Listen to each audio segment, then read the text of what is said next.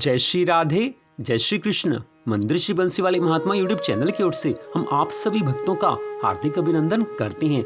आज हम आपको सुनाने जा रहे हैं श्रीमद् भागवत महापुराण के चौथे स्कंद के चौथे अध्याय की परम पावन कथा। इस अध्याय का नाम है सती का अग्नि प्रवेश। बोल श्री राधा कृष्ण भगवान की जय। बोल श्री गौरी शंकर भगवान की जय। बोल श्रीमद् भागवत महापुराण की जय। पिछले अध्याय की कथा में आपने सुना था कि किस प्रकार माता सती भगवान शंकर से बार बार अपने पिता दक्ष प्रजापति के यज्ञ में जाने का आग्रह करती हैं। अब उससे आगे की कथा। श्री मैत्रेय ऋषि जी आज कहने लगे हैं कि हे विदुर जी, बार बार समझाने पर शंकर भगवान आज मौन हो गए हैं। उन्होंने देखा कि दक्ष के यहाँ जाने देने अथवा जाने देने से रोकने दोनों ही अवस्थाओं में सती के प्राण त्याग की संभावना है। इधर सती जी भी कभी बंधुजनों को देखने जाने की इच्छा से बाहर आती और कभी भगवान शंकर रुष्ट ना हो जाएं, इस शंका से फिर वापस लौट आती। इस प्रकार कोई एक बात निश्चित ना कर सकने के कारण वे दुविधा में आज पड़ गई हैं। आज माता सती सोचने लगी हैं कि मैं क्या करूं। आज उनका मन चंचल हो गया है। बंधुजनों से मिलने की इच्छा में बाधा पड़ने से वे बड़ी अनमनी सी हो गई हैं। स्वजनों के स्नेहवश, उनके मोहवश आज माता सती का हृदय भर आया है और वे आंखों में आंसू भरकर अत्यंत व्याकुल होकर आज रोने लगी हैं। माता सती आज मोह के वश होकर रोने लगी हैं। उनका शरीर थर थर कांपने लगा और वे अप्रतिम पुरुष भगवान शंकर की ओर इस प्रकार रोषपूर्ण दृष्टि से देखने लगी कि मानो उन्हें अभी भस्म कर देंगी। शोक और क्रोध ने उनके चित्त को आज बेचैन कर दिया है तथा स्त्री स्वभाव के कारण उनकी बुद्धि मूढ़ हो गई है। जिन्होंने प्रीतिवश उन्हें अपना आधा अंग तक दे दिया था, उन सत्पुरुषों के प्रिय भगवान शंकर को भी छोड़कर वे लंबी लंबी सांसें लेती हुई आज अपने माता पिता के घर की ओर चल दी हैं। आज भगवान शंकर जी की आज्ञा का उल्लंघन करके माता सती अपने पिता दक्ष प्रजापति के यहाँ पर यज्ञ में जाने लगी हैं। भगवान की क्या इच्छा है, भगवान की क्या लीला है, इसको केवल भगवान समझ सकते हैं। माता सती के मन में आज क्या हो रहा है, इसको भगवान शंकर समझ रहे हैं। आज सती को बड़ी फुर्ती से अकेली जाते देख श्री महादेव भगवान के मणिमान और मद आदि हजारों सेवक भगवान के वाहन वृषभराज को आगे कर तथा और भी अनेकों पार्षद और यक्षों को साथ ले बड़ी तेजी से निर्भयता पूर्वक उनके पीछे हो लिए हैं। उन्होंने सती को बैल पर सवार करा दिया तथा मैना पक्षी, गेंद, दर्पण और कमल आदि खेल की सामग्री, श्वेत छत्र, चमर और माला आदि राजचिन्ह तथा धुंधुभी, शंख और बांसुरी आदि गाने बजाने के सामानों से सुसज्जित होकर वे उनके साथ आज चल दिए हैं। इसके पश्चात सती अपने समस्त सेवकों के साथ दक्ष की यज्ञशाला में जा पहुंची हैं। वहां वेद ध्वनि करते हुए ब्राह्मणों में परस्पर होड़ लग रही थी कि सबसे ऊंचे स्वर में कौन बोले। सब और ब्रह्म ऋषि और देवता विराजमान थे तथा जहां तहां मिट्टी, काठ, लोहे, सोने, डाब और चर्म के पात्र रखे हुए थे। वहां पहुंचने पर पिता के द्वारा सती की अवहेलना हुई। आज दक्ष प्रजापति ने सती को देखकर उधर से अपना मुंह फेर लिया है और उनसे कुशल क्षेम तक नहीं पूछी है। यह देखकर यज्ञकर्ता दक्ष के भय से सती की माता और बहनों के सिवा किसी भी मनुष्य ने उनका कुछ भी आदर सत्कार नहीं किया है। अवश्य ही उनकी माता और बहनें बहुत प्रसन्न हुई और प्रेम से गदगद होकर उन्होंने सती जी को आदर पूर्वक गले लगाया है।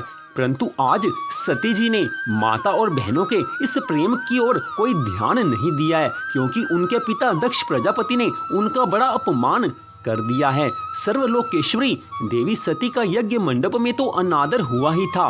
उन्होंने यह भी देखा कि उस यज्ञ में भगवान शंकर के लिए कोई भाग नहीं दिया गया है और पिता दक्ष उनका बड़ा अपमान कर रहा है। इससे उनको आज बड़ा क्रोध आ गया है। ऐसा जान पड़ता था मानो वे अपने रोष से संपूर्ण लोक को भस्म करने वाली हैं। दक्ष को कर्म मार्ग के अभ्यास से बहुत घमंड हो गया था। उसे शिवजी से द्वेष करते देख जब सती के साथ आए हुए भूत उसे मारने को तैयार हुए तो देवी सती ने उन्हें अपने तेज से रोक दिया और सब लोगों को सुनाकर पिता की निंदा करते हुए क्रोध से लड़खड़ाती हुई वाणी में आज सती कहने लगी हैं। देवी सती ने कहा, हे पिताजी, भगवान शंकर से बड़ा तो संसार में कोई भी नहीं है। वे तो सभी देहधारियों के प्रिय आत्मा है, उनका ना कोई प्रिय है न अप्रिय, अतएव उनका किसी भी प्राणी से वैर नहीं है। वे तो सबके कारण और सर्वरूप हैं। आपके सिवा और ऐसा कौन है जो उनसे विरोध करेगा।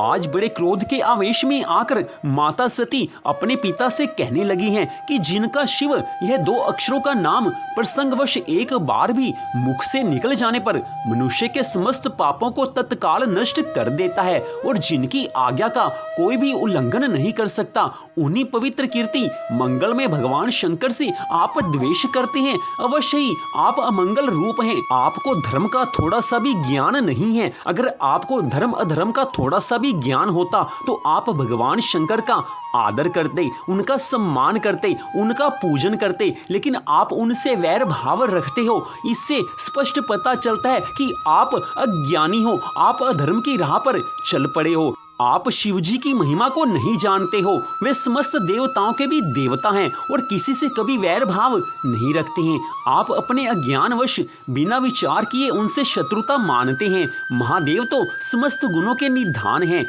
तुमने उनके भयंकर स्वरूप को तो देखा किंतु उनके गुणों को नहीं पहचाना है। सनकादिक मुनि और नारद आदि भी उनके चरणों का स्मरण सदा अपने हृदय में करते हैं। तुम्हारा पद ऐसा नहीं है जो तुम उनकी बराबरी कर सको, क्योंकि भगवान शंकर तो त्रिलोकी में सर्वश्रेष्ठ हैं। आज माता सती बड़े क्रोध में हैं, साथ ही उनको दुख भी है क्योंकि उन्होंने भगवान शंकर की आज्ञा का पालन नहीं किया है। आज माता सती सोचने लगी हैं कि मैंने भगवान शंकर की आज्ञा का पहली बार उल्लंघन किया है और उसका आज परिणाम सामने है। मेरा सम्मान यहाँ पर नहीं हुआ है, मेरे पिता ने मेरा सम्मान नहीं किया है। आज इस यज्ञ में भगवान शंकर को उनका भाग नहीं दिया है। इससे बढ़कर अपमान की बात और मेरे लिए क्या होगी। आज माता सती की आंखों में झरझर आंसू बहने लगे हैं। साथ ही क्रोध का पारावार नहीं है, क्योंकि जो कुछ उनके पिता दक्ष प्रजापति ने किया है वो त्रिलोकी भर में कोई कर नहीं सकता है। भगवान शंकर से कोई वैर नहीं करता है। आज माता सती को इस बात का ज्ञान भी हो गया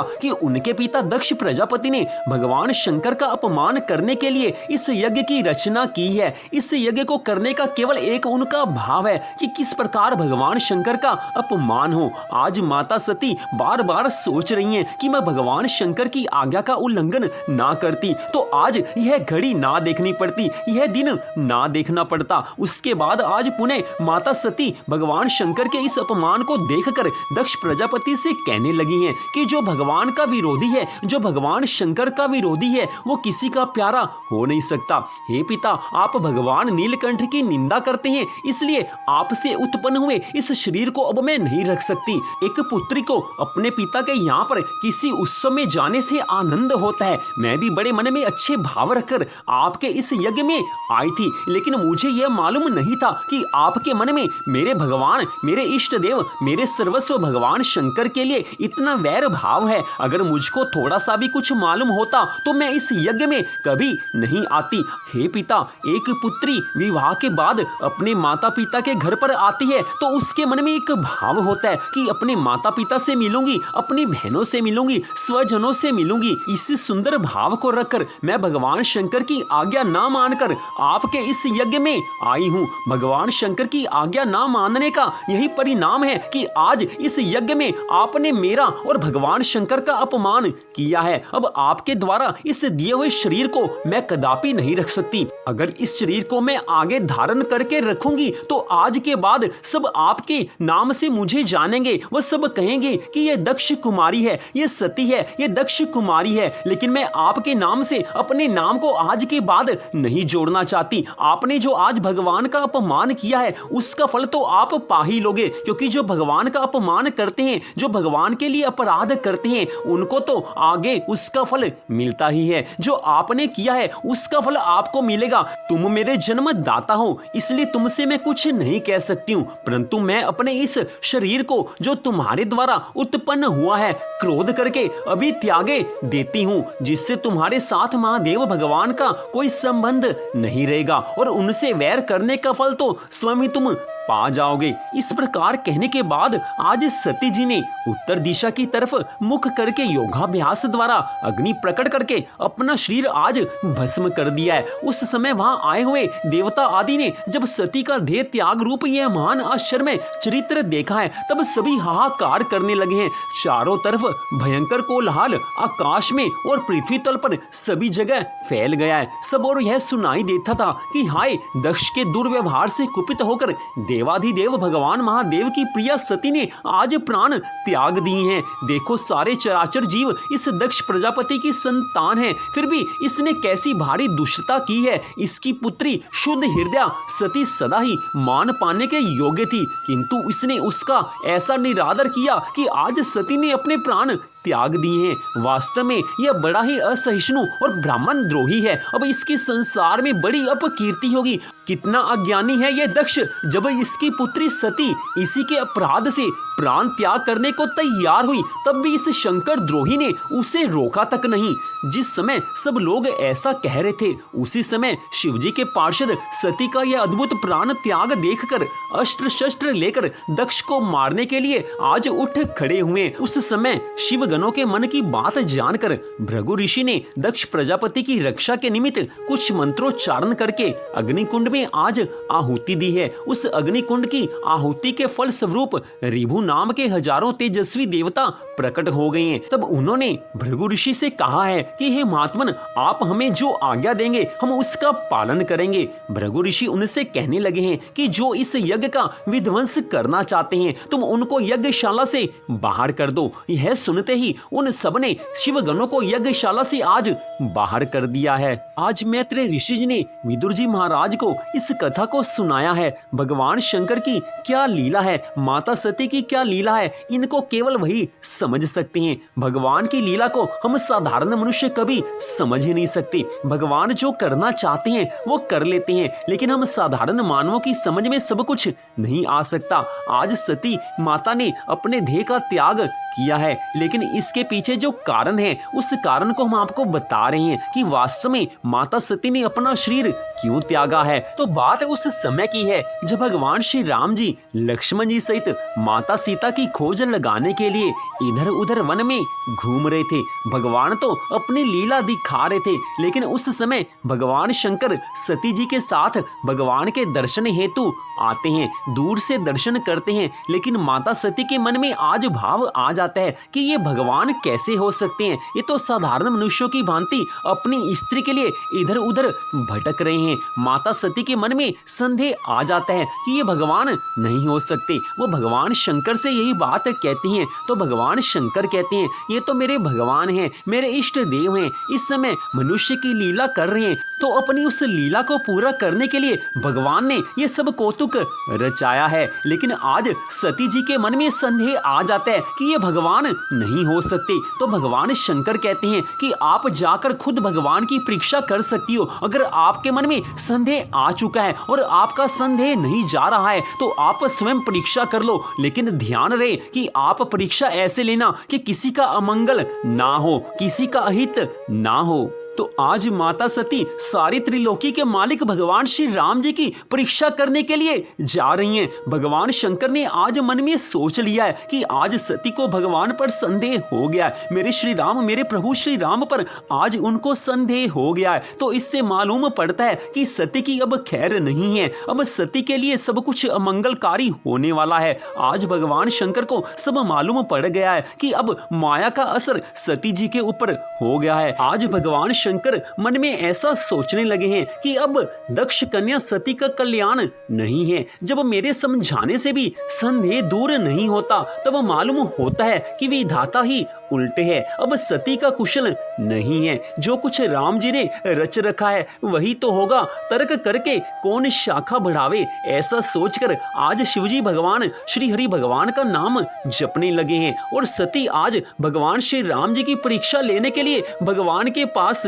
जाने लगी हैं। भगवान की कैसी लीला है इस बात को केवल भगवान समझ सकते हैं, लेकिन आज भगवान शंकर मन में सोच रहे हैं कि मेरे इष्ट देव की परीक्षा सती कैसे ले सकती है। लेकिन आज माया के प्रभाव में सती जी आ गई हैं। यह देखकर भगवान भोले शंकर भी आज चुपचाप सब कुछ देख रहे हैं। बड़ी कोशिश की है लेकिन सती जी नहीं मानी है। आज भगवान श्री राम जी की परीक्षा लेने के लिए माता सती जा रही हैं। आज सती जी ने कैसी लीला की है, मन में सोच विचार कर आज सीता जी का रूप धारण करके उस मार्ग की ओर आगे होकर चली हैं जिस मार्ग में भगवान श्री राम जी आ रहे थे। सती जी के उस बनावटी वेश को देखकर लक्ष्मण जी आज हैरान हो गए हैं और उनके हृदय में आज बड़ा भ्रम हो गया है। वो तो कुछ गंभीर हो गए लेकिन कुछ कह नहीं सके। उसके बाद सब कुछ देखने वाले और सबके हृदय की बात जानने वाले देवताओं के स्वामी भगवान श्री रामचंद्र जी आज सती के इस कपट को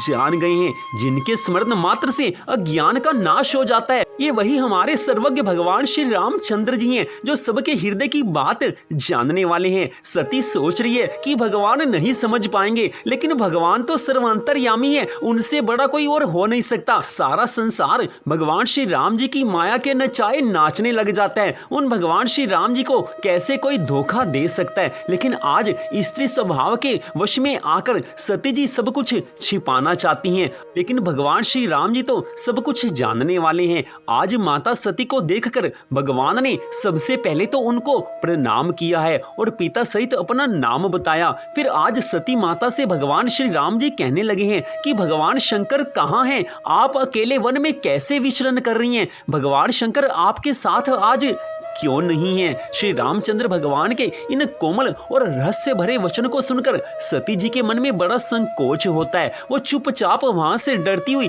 भगवान शंकर के पास चली जाती हैं। उनके हृदय में आज बड़ी चिंता हो गई है कि मैंने शंकर जी का कहना नहीं माना और अपने अज्ञान के कारण भगवान श्री रामचंद्र जी की परीक्षा लेनी चाहिए। तो आज सती जी के हृदय में यह सब सोचकर बड़ी जलन होने लगी है। ठीक उसी समय भगवान शंकर ने जब यह जाना कि आज सती ने भगवान श्री राम जी की सीता बनकर परीक्षा ली है, उस समय भगवान शंकर ने यह मन में निश्चय कर लिया कि जिस शरीर को सती ने सीता के रूप में एक क्षण के लिए बदल दिया, सती के उस शरीर को अब मैं अपने पास नहीं रख सकता। सती के उस शरीर में मेरे को सीता माता ही नजर आएगी, इसलिए अब सती के इस शरीर को त्याग करना होगा, सती को इस शरीर का त्याग करना होगा। तो यही इसके पीछे का विशेष कारण था कि सती जी ने अपने उस शरीर का त्याग किया है जिस शरीर के द्वारा एक बार वो सीता बन गई थी। भगवान शंकर ने जब ये जाना था कि सती ने सीता का रूप धारण कर लिया है, तो उसके बाद से शंकर भगवान के मन में आज वैराग्य हो जाता है। वे सोचने लगे हैं कि अब तो सती में मेरे को अपनी सीता माता नजर आने लगी हैं। तो इस कारण भगवान शंकर ने ये मन में निश्चय कर लिया था कि सती को इस शरीर का त्याग करना होगा, सती के इस शरीर को मैं अब अपना नहीं सकूंगा। तो सती जी ने जो अपराध किया था उस अपराध के फल में उन्होंने उस शरीर को त्याग किया है। सती जी ने अपने शरीर का त्याग इसीलिए किया था क्योंकि भगवान शंकर की यही इच्छा थी और उनके अपराध का फल उनको ऐसे ही मिलना था। तो यहीं पर श्रीमद् भागवत महापुराण के चौथे स्कंद के चौथे अध्याय की कथा का विश्राम होता है। इस कथा के संबंध में अगर कोई आप प्रश्न पूछना चाहें तो आप कमेंट बॉक्स में जाकर आप अपने प्रश्न को पूछ सकते हैं, यथासंभव आपको उसका उत्तर दिया जाएगा। तो मंदिर श्री बंसीवाल महात्मा यूट्यूब चैनल की ओर से आप सबका हार्दिक धन्यवाद कि आपने इस परम पावन कथा को सुना। भगवान श्री राधा कृष्ण जी की, भगवान श्री गौरी शंकर जी की श्रीमद् भागवत महापुराण की कृपा सदा आप सब पर, आपके परिवार पर बनी रहे, इसी मंगल कामना के साथ जय श्री राधा रानी सरकार की, जय श्री कृष्ण भगवान की, जय श्री गौरी शंकर भगवान की, जय श्रीमद् भागवत महापुराण की, जय श्री सुखदेव जी महाराज की। जय जय श्री राधे, जय जय श्री राधे, जय जय श्री राधे श्याम।